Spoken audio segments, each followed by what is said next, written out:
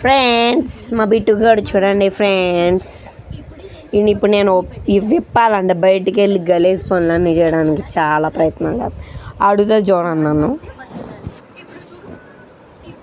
నేను విప్పను, నువ్వు దూరంగా ఉండు.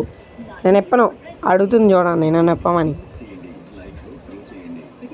సారీ బిట్టు, నేను ఎప్పను, నువ్వు కుదురుగా ఉండట్లా, నేను ఎప్పను అసలు విప్పను. నేను ఓడ తీస్తూ వదిలితే వెళ్ళిపోయి నీ చూడనట్టు చేస్తున్నావు, వాళ్ళు వీళ్ళతో తిట్లు తినవలసి వస్తుంది.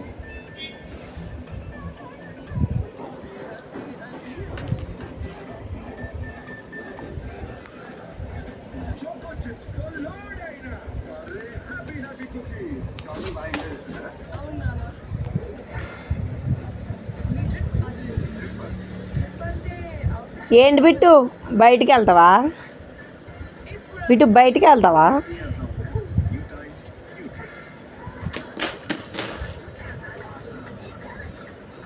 ఏ బిట్టు ఏం చేయాలి నేను? సెకండ్ అంత అక్కర్లేదమ్మా యాక్టరు. ఏం చేయాలి? ఇప్పాలా? ఎక్కడెక్కడ ఇప్పాలా? ఇక్కడ ఇప్పనా, ఇక్కడ ఇప్పనా? నాకు రాదు, వాళ్ళు ముళ్ళెక్క వేసేసారు, నాకు రాదు. ఇప్పుడు నన్ను అడగవద్దు, నేను ఇప్పను.